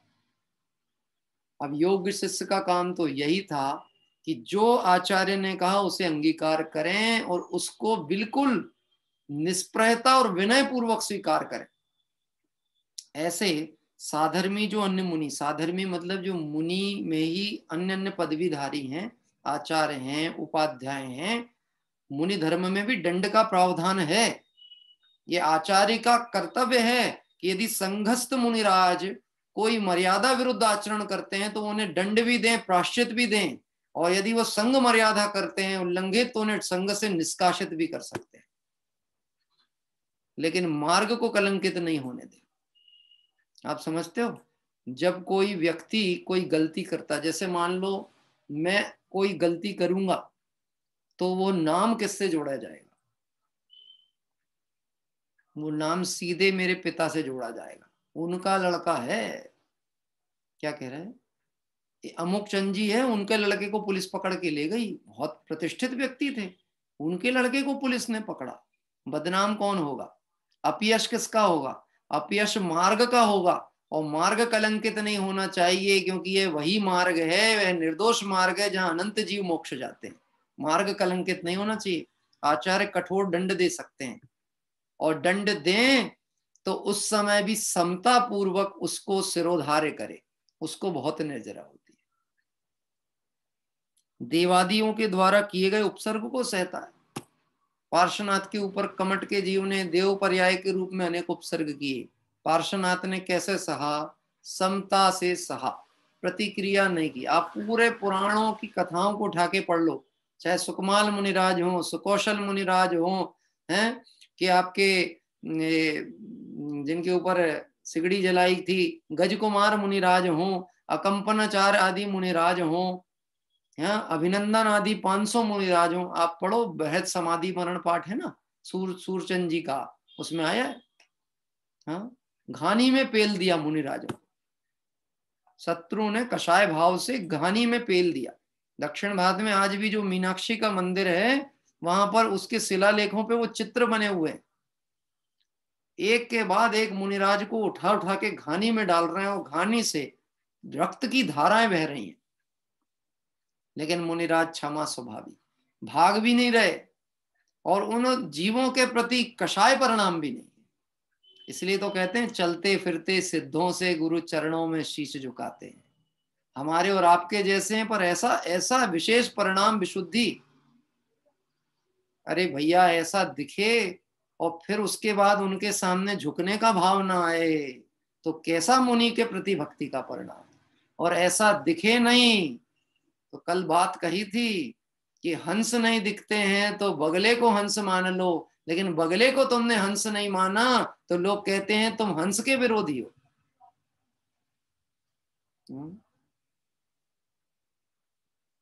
कैसे संभव? स्वरूप है ये तो मुनि धर्म की तरफ से बात कर रहे हैं, पर अपने ऊपर भी लागू कैसे करना। कोई आपको गुरु आपका मार्गदर्शन करे, आपको दंड दे दे, आपको क्लास से निकाल दे, तो ये समझना कि मुझे गुरु की आज्ञा और अच्छे से पालन करना है ताकि मुझे क्लास से ना निकाला जाए। किसी को इस बात पे बुरा लग जाए, आपने मुझे क्लास से हटा दिया, अब मैं अपने पिताजी से कह के तुम्हारे को ट्रांसफर करवा दूंगा। होता ना, नेताओं के बच्चे होते ना, उनको सबके सामने दंड दे दी तो पिताजी से जाके कह दिया उन्होंने, इनने मेरी इज्जत खराब की पूरे स्कूल के सामने, तो पिताजी ने अपना पावर लिया, टीचर का ट्रांसफर। हमारे पिताजी के साथ हुआ कई बार। क्या कह रहे हैं? एक बार एक मंत्री थे, मुख्यमंत्री, मतलब मुख्य जो सरकार थी ना, सरकार का मंत्री प्रचार, चुनाव प्रचार के लिए आए। पापा के स्कूल में उनका हेलीपैड बनना था, वहीं हेलीकॉप्टर उतरना था, लेकिन कलेक्टर का ऑर्डर नहीं था। कलेक्टर की तरफ से कोई जानकारी आई नहीं थी कि आप अपना ग्राउंड उनको हेली उसके लिए उतारे। अब गांव के लोग नेतागिरी करके हेलीपैड में यहीं उतरेगा हेलीकॉप्टर, यहीं उतरेगा क्या। अब वो उनका आ गया, हेलीकॉप्टर ऊपर उड़ रहा है, पिताजी कहते उड़ने उतरने नहीं दूंगा मैं। क्या कह रहे हैं? आप कलेक्टर से लिखवा के ले आओ, या तो कलेक्टर से ऑर्डर करवा दो तो करूंगा। और गेट पे ताला लगा दिया, कौन से स्कूल के गेट पे, मेन गेट पे, और चाबी अपने जेब में रख ली। क्यों? क्योंकि वो दबाव डाल रहे थे कि आप स्कूल की छुट्टी करो ताकि भीड़ लग जाए, बच्चे आ जाएंगे ना तो भीड़ लगे। राजनीति में तो मजमे का काम होता ही, और क्या। उनने ताला लगाया, जेब में चाबी रखी, हवा हेलीकॉप्टर ऊपर उड़ रहा है। पेट्रोल खत्म हो गया तो क्या होगा, तुम तो अड़के बैठ गए। तुरंत वायरलेस हुआ, कलेक्टर को खबर हुई, परमिशन आई, ठीक है परमिट किया जाए। लेकिन वो तो आदमी का दिमाग खराब हो गया, तुमने उतरने नहीं दिया मेरे को, रुको तुमको काले पानी की सजा देंगे। और उन्हें ऐसी जगह भेज दिया गया, लगभग जहां पे 45-50 किलोमीटर दूर सिवनी से, जहां जाने के लिए 5 बार गाड़ी बदलनी पड़े, नदी पार करके जाना पड़े, तो कपड़े उतार के नदी में से निकल के जाओ। कुछ लोगों ने कहा कि पंडित जी एक बार माफी मांग लो और छुट्टी करो, अपन उनको मना लेंगे, पटा लेंगे। पिताजी बोलते हैं मैं गवर्नमेंट का नौकर हूं, नेताओं का नहीं। जो मेरे उदय में मैं उसे भोग लूंगा, लेकिन मैं समझौते नहीं करना जानता। 2-3-4 साल जितना उदय में था वो भोग लिए, उसके बाद में फिर जहां परिवर्तन होना था हो गया। क्या कह रहे हैं? दृढ़ता से मार्ग पे चलना पड़ेगा। अड़चने तो बहुत आएंगी, लेकिन उसको जो समता से सहेगा उसकी निजरा होगी। जिनेश जी, बात ख्याल में आती? ये अपनी परीक्षा की घड़ी है। अपने घर परिवारों में परिस्थितियां बनेंगी, हम उसमें जितना धैर्य धारण करेंगे उतना हमारा भला है। कोई हमारा भला बुरा कर ही नहीं सकता। जगत में किसी की सामर्थ्य नहीं है कि हमारा भला बुरा करे। क्या कह रहे हैं? और मेरे यहाँ पिताजी कहते थे, वो जो जगह भेजी गई थी ना, उसका नाम था भीमगढ़ डैम, एक बांध था। तो पिताजी कहते हैं मेरे जीवन काल में मैंने ऐसे समय ऐसी जगह भी बिताया जहां लोग कभी टूरिज्म के लिए मुश्किल से आते थे, वह जगह मैंने 4 साल बिताई। धन्यवाद है उनको जिन्होंने मुझे टूरिज्म के लिए ऐसे स्थान पे भेजा। क्या कह रहे हैं? लोग तो घूमने फिरने आए ऐसी जगह पे, तो जो थोड़ा हिल स्टेशन टाइप का हो, जहां आवागमन नहीं हो, जहां परेशानी हो। विचार करना, ये तो मार्ग है। यहाँ कहते हैं देवादिक भी उपसर्ग करे तो उसको सहता है। कषाय रूप बैरी को जीत कर ऐसा करते हैं। वास्तव में बैरी सामने वाला नहीं है, बैरी है अपना कषाय परिणाम। जिसने कषाय को जीत लिया उसने जगत को जीत लिया, और जिसको कषाय ने जीत ली वो हारा हुआ है। धर्म करके भी कषाय हावी होए, समझ लेना धर्म नहीं हो रहा। और धर्म करने से कषाय घट रही है, मतलब दवाई काम कर रही है। क्या कह रहे हैं? जिनवाणी सुने, तत्व विचार करे, परिणामों में शांति आए, मतलब दवाई काम कर रही है। बात समझ में आती? उदाहरण दिया, दवाई काम कर रही है मतलब दवाई अंदर जा रही है तो रोग मिटना चाहिए। रोग बढ़ता चला जाए इसका मतलब है या तो एक्सपायरी डेट माल खा रहे हो, या सही विधि से खा ही नहीं रहे हो, या फिर जो आपको बताए गए हैं पत्ते कुपत्ते, उसका सेवन नहीं कर रहे हो, कहीं ना कहीं तो गड़बड़ी है। डॉक्टर को तुम ब्लेम नहीं करो।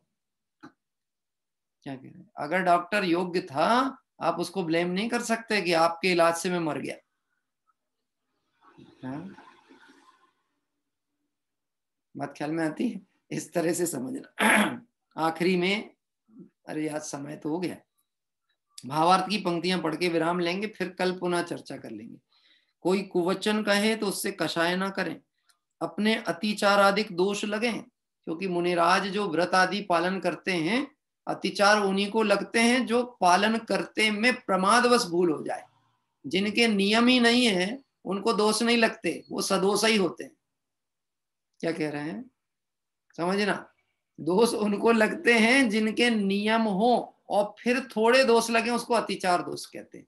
जिसका नियम नहीं है, अपना तो नियम ही नहीं, इसलिए अपने को कोई दोष नहीं। नहीं, तुम सदोष हो। वह निर्दोष की आराधना कर रहे थे तो थोड़ा दोष लगा, उसको अतिचार कहते हैं।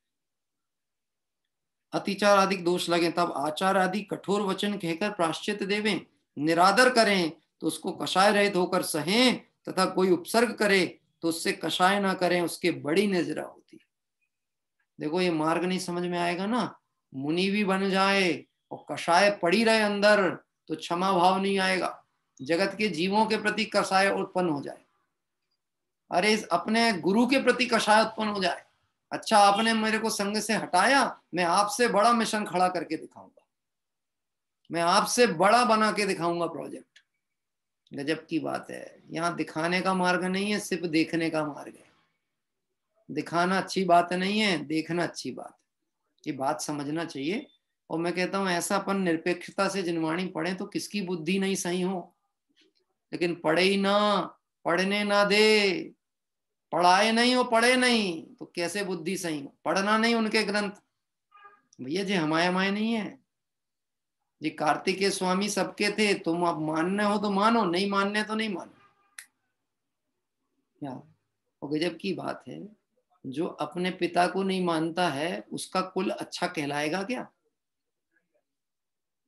मैं नहीं मानता इनको अपना पिता, तो तू बता फिर तू किसकी औलाद है? नहीं, मेरे को नहीं मालूम किसकी हूं। हाँ, तो फिर बोलने की जरूरत नहीं है। जिसको अपने पिता की खबर नहीं होती है उसका कुल अच्छा नहीं कहलाता। मैं हम आगे से ज्यादा नहीं कहेंगे, समझदार समझते हैं।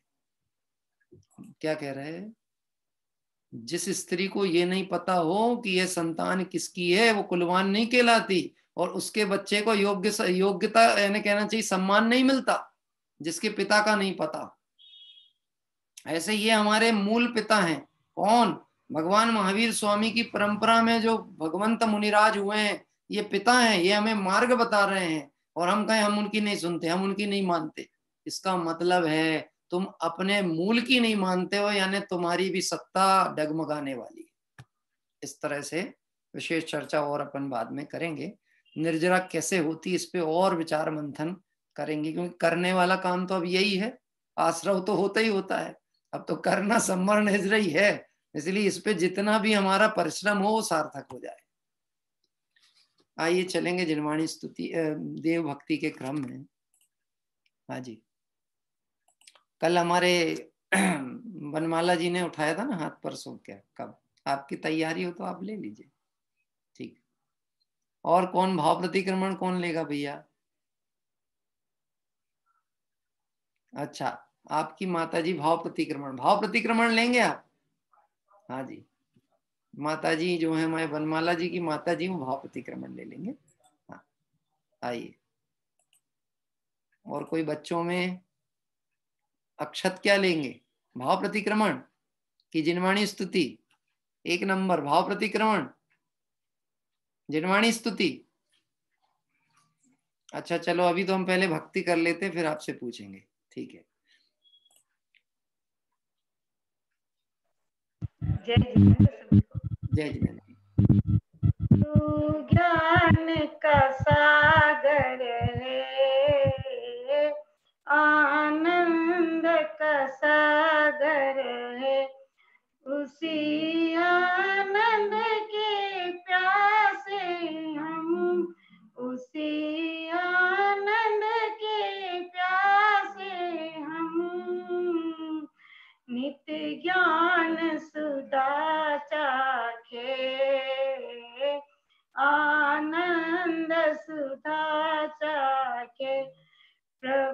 जी तेरी कृपा से हम, प्रभु जी तेरी कृपा से हम,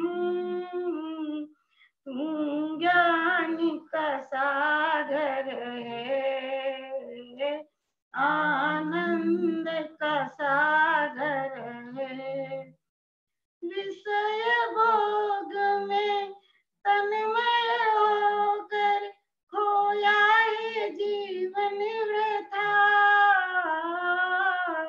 खोया है जीवन वृथा। बात प्रभु तेरी एक न मानी, अपनी ही धुन में रहा, अपनी ही धुन में रहा। जाना है किधर हमको, जाना है किधर हमको, आए हैं कहाँ से हम, आए हैं कहाँ से हम। तू ज्ञान का सागर है, आनंद का सागर है। आत्म अनुभव अमृत तज कर पिया विषय जल पिया विषय जल मोहनींद में पागल होकर किया नित परिचार, किया नित विचार। नैया है मेरी मजेदार, नैया है मेरी मजेदार। इसी से प्रभु को बुलाते हम, इसी से प्रभु को बुलाते हम। ज्ञान का सागर है, आनंद का सागर है। भूल रहे राह वतन की, भटक रहे मझधार, भटक रहे मझधार। भीख मांगते दर दर भ्रमते, घर में भरा है भंडार, घर में भरा है भंडार। निज धाम हमारा है, निज धाम हमारा है। जाए स्वदेश यहाँ से हम, जाए स्वदेश यहाँ से हम। ज्ञान का सागर है, आनंद का सागर है। उसी आनंद के प्यासे हम, उसी आनंद के प्यासे हम। नित्य ज्ञान सुधा चाखे, आनंद सुधा चाखे। प्रभु जी तेरी कृपा से हम, प्रभु जी तेरी कृपा से हम। ज्ञान का सागर है, ज्ञान का सागर है। जय जय। सुंदर भक्ति पाठ हमारे आदरणीय श्री वनमाला जी जो हैं उनके द्वारा लिया गया। और इस भक्ति पाठ में तू ज्ञान का सागर है, आनंद का सागर है, इस तरह से अपने स्वरूप की और अपने ज्ञायक स्वरूप आत्मा की ही महिमा का व्याख्यान इस भक्ति से किया गया। आइए हम सभी चलेंगे भाव प्रतिक्रमण के लिए।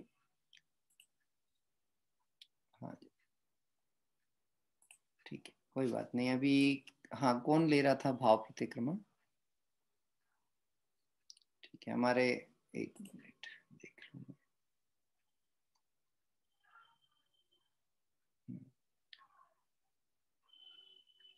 ये अपने अक्षत अक्षत ले लीजिए बेटा, एक कोई है बालक, उसको अपन बोलते हैं। हाँ बोलिए। कर दिया म्यूट? म्यूट करिए, देखो। हाँ, अब बोलिए बेटा। आप एक बार अनम्यूट करिए, फिर बटन नहीं दबाना बेटा।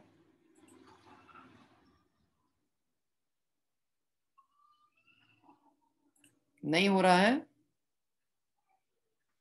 हाँ, हो गया है बस। आवाज आई? हाँ, आ रही है बेटा, आ रही है। जय जय। मेरा नाम अक्षत है। हम देवी स्तुति बोलेंगे। अच्छा अच्छा बेटा, अभी फिर पहले हम भाव प्रतिक्रमण ले रहे थे। चलिए कोई बात नहीं, आप कुछ पंक्तियां सुना दीजिए।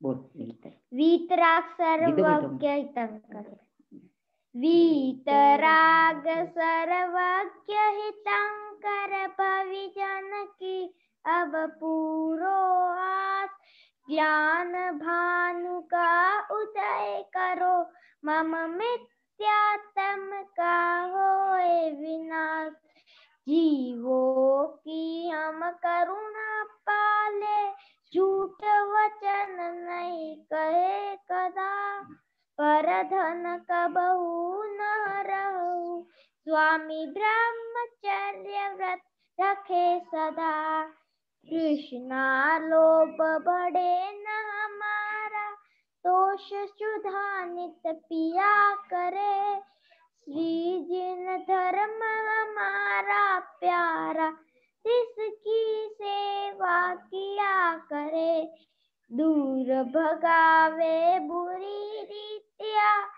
सुख दर्थित का करे प्रचार, मेल मिलाप बढ़ावे हम सब, धमो नीति का करे प्रसार, सुख दुख में हम समता धारे, रहे अचल जिम सदा अटल, न्याय मार्ग का लेश न त्याग्यो, विविध रहे निज आत्मबल, अष्ट कर्म जो दुख है हेतु, तिनके क्षय का करे उपाय, नाम आपका जपे निरंतर, विविध शोक सब ही टल जाए, आत्मा शुद्ध हमारा होवे, पाप मेल नहीं चढ़े सकदा, विद्या की हो उन्नति हम में, धर्म ज्ञान हो बढ़े सदा, हाथ जोड़ कर नीश नवाहू तुमको भविजन खड़े खड़े, हम सब पूरो आस हमारी, चरण शरण में आन पड़े, चरण शरण में आन पड़े। जय जिनेन्द्र। जय जिनेन्द्र। बहुत सुंदर। अभी ये बालक के द्वारा यहाँ पर वीतराग सर्वज्ञ हितंकर की स्तुति पाठ लिया गया। आइए अब हम भाव प्रतिक्रमण पहले करते हैं। हाँ शाश्वत, आप ले रहे हैं भाव प्रतिक्रमण? शाश्वत ले रहे हैं भाव प्रतिक्रमण? अनम्यूट कर लो बेटा। लीजिए, प्रारंभ करो बेटा। आपकी आवाज नहीं आ रही, आवाज नहीं आ रही। एक मिनट रुकिए रुकिए रुकिए रुकिए, मैं देखता हूँ।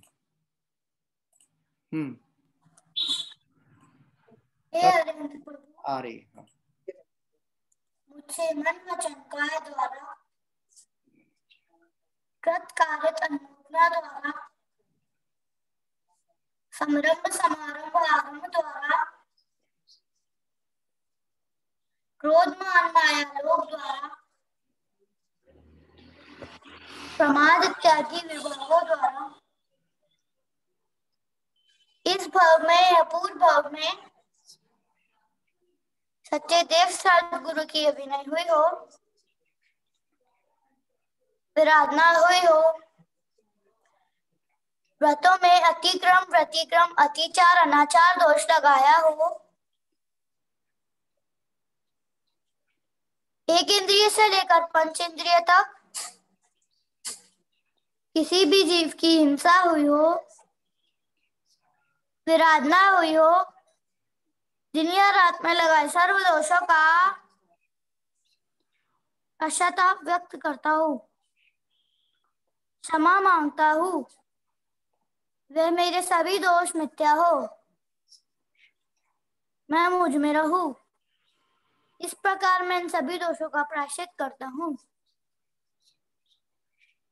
ओम नमः सिद्धेभ्यः। सभी को जय जिनेन्द्र। इस तरह से भाव प्रतिक्रमण के उपरांत आइए हम सभी कल की मंगल तीर्थ वंदना, जिसकी जानकारी आपको पहले भी प्रेषित की गई थी। कल सेठ सुदर्शन जो हुए हैं महापुरुष, उनकी निर्वाण भूमि पर कल पटना में कमल दह सिद्ध क्षेत्र मंदिर के दर्शन हम करने वाले हैं, और कल की तिथि उनके निर्वाण की ही है। तो कल इस मंगल तिथि पर, क्योंकि सेठ सुदर्शन जिन्होंने मुक्ति को प्राप्त किया आज सिद्ध अवस्था में विराजमान है, ऐसे सुदर्शन भगवान हम जिन्हें कह सकते हैं, उनकी कल प्रातः काल उस क्षेत्र की हम पूजन करने के लिए चलेंगे। पटना के अन्य जिन मंदिरों की भी जहाँ वीडियो में उपलब्ध हुई है, उन सभी के दर्शन का लाभ कल प्रातः काल हमें मिलेगा। आइए जिनवाणी स्तुति का पाठ यहाँ करते हैं। हाँ जी, ये अपने छोटे बच्चों ने बहुत समय से हाथ उठा रखा है, कृषा द्रव्या ने। हाँ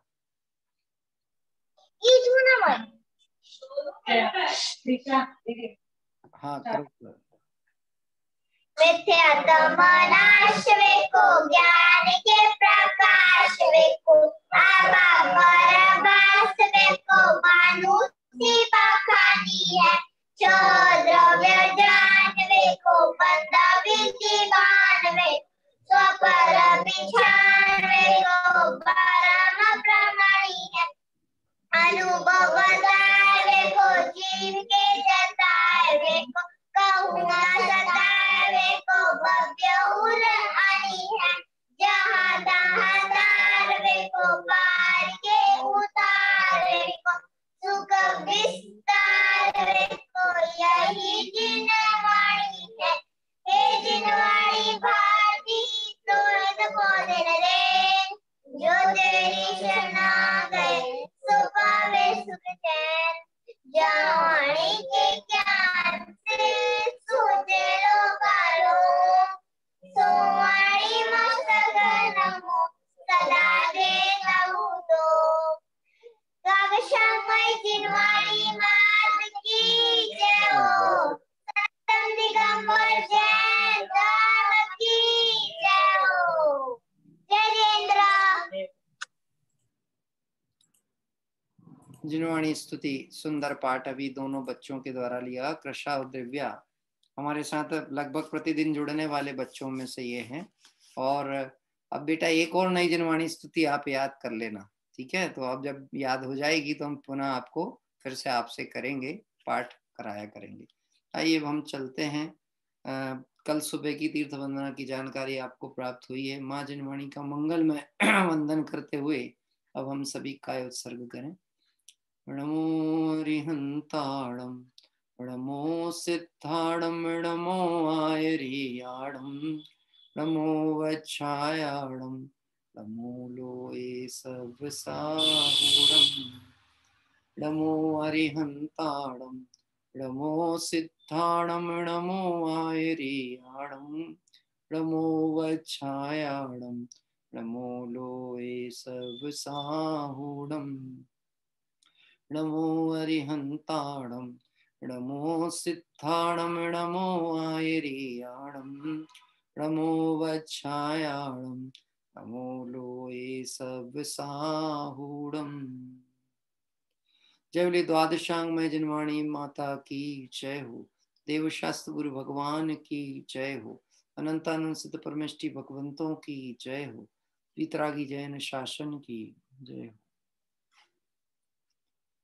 इस तरह से कार्तिक अनुप्रेक्षा का मंगल स्वाध्याय प्रातः काल में समय सार कलश के द्वारा अपने शुद्ध आत्मा के अनुभव की मंगल विधि को जानते हुए और हम सभी इस तत्व की मंगल आराधना करें और अल्पकाल में संसार दुखों से मुक्त हों। इसी पवित्र मंगल भावना से विराम। सभी को जय जिनेंद्र।